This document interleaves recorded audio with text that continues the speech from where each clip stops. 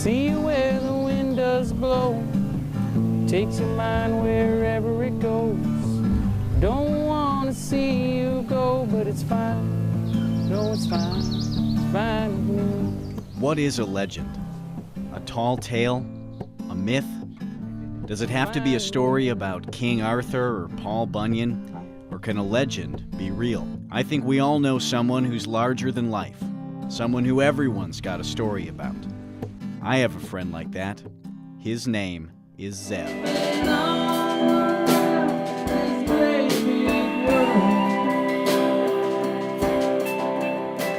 There's this feeling with Zeb that his presence is known. You know, like he could be, his presence is known right here. Every time you think about Zeb, you just think he's right there. And there's always been something about Zeb that he has an aura to him that you just can't help but love him. Zeb's legend seems to grow with every tale I hear. Folklore, where reality and fiction are hard to tell apart. That was still at school. So can you just describe what he looks like? Me, about 8 inches taller, masculine.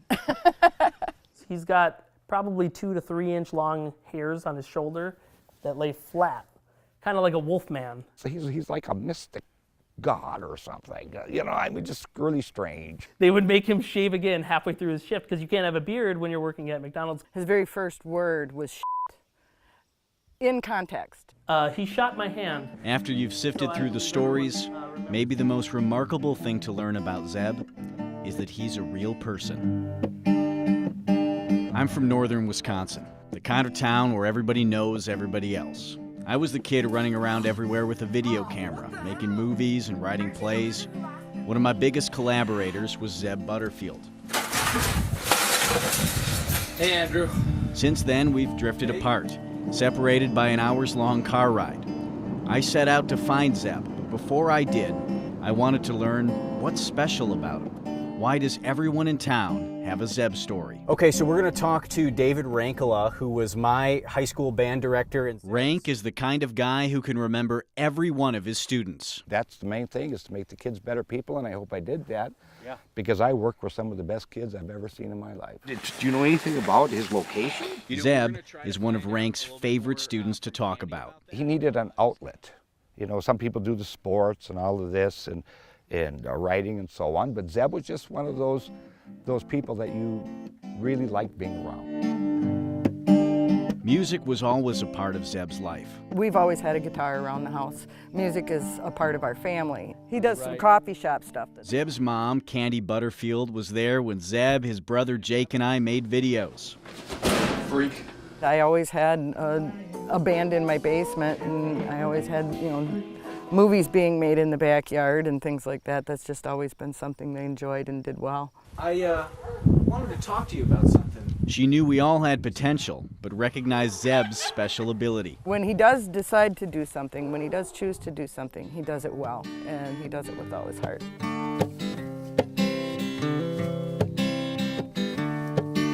His talent presents itself in many ways, but especially in his amazing musical gift. People can learn to play music, and you know, Zeb cheats. He can just do it naturally. With every strum of a guitar or strike of a keyboard, Zeb made a connection. He's not an outgoing, obnoxious type of a person, but whatever comes out of his mouth has meaning, and it truly, he speaks to people. But stories of his legend rarely include insight like that. They miss the personal quality that made Zeb a special person to begin with.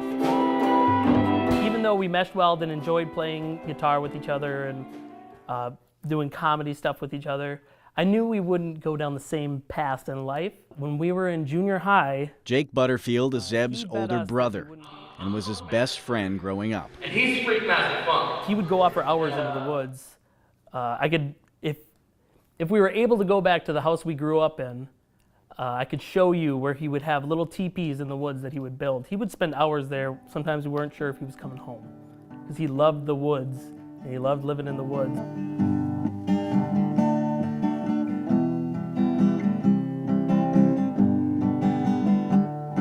According to his family, Zeb has moved in the woods permanently now. off the Echo Trail near Ely, Minnesota. When I found out that he was living in a log cabin without running water, I was shocked for about 3 seconds, and then I was like, oh yeah, that makes sense. It's a lifestyle you probably wouldn't understand unless you know Zeb. At this point, he's very happy, he's very content. He's moving forward with his music, and I like to see him in the place that he's at right now. For me to fully understand who Zeb is now, where he is, what he's learned, I'll have to find him and learn from the man himself. Only then can I understand the living legend and separate myth from reality.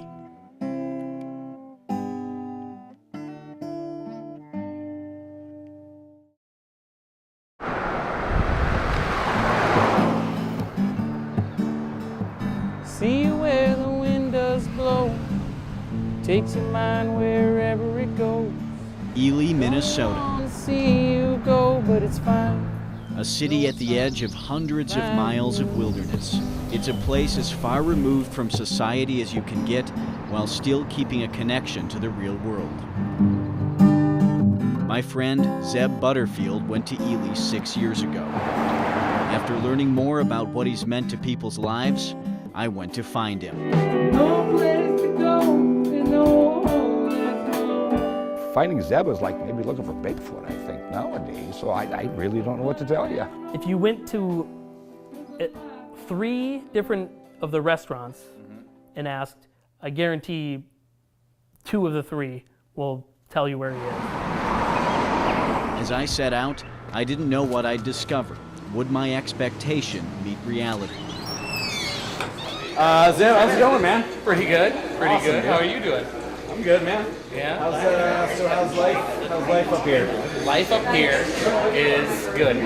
Zeb was just as I remembered him, full of life and laughter, articulate and insightful. We sweep it off to the side. Zeb took me several miles out of town to his cabin on a lake. And I needed to move out of a tent because it was going to be cold soon. We had to park the car and walk the last few hundred yards. So this place, you got the lake. What are some other great features here? My life right now. Let's see.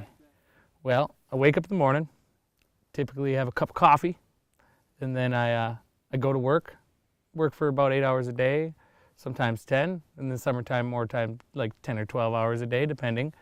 And then get off and do the best I can to get into a lake usually.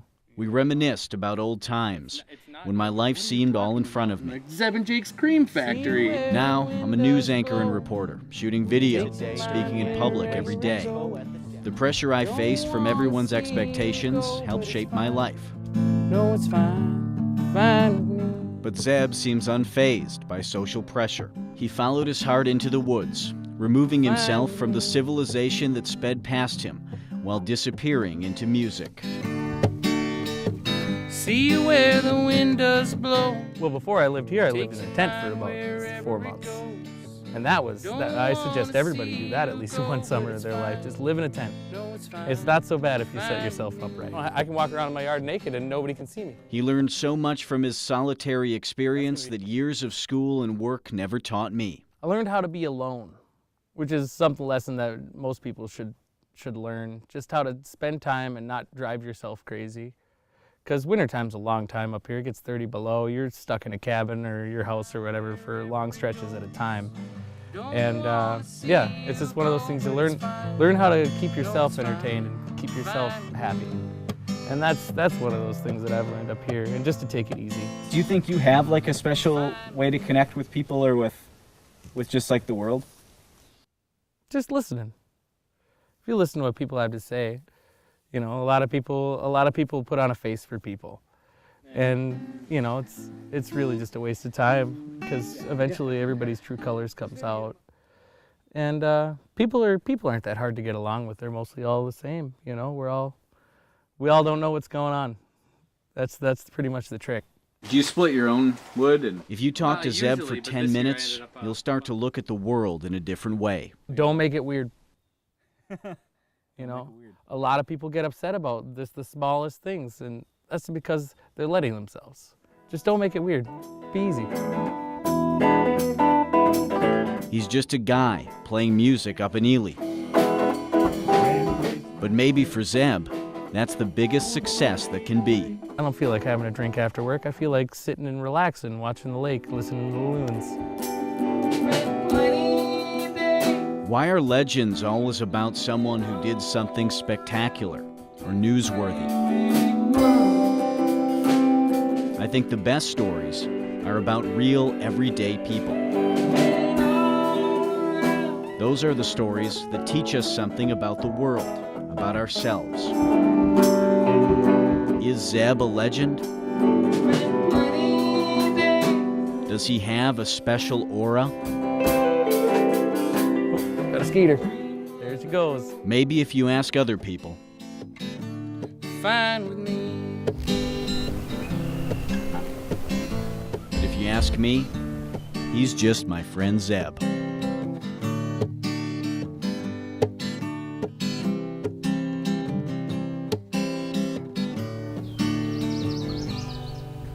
There you go. Just wrote you that just now.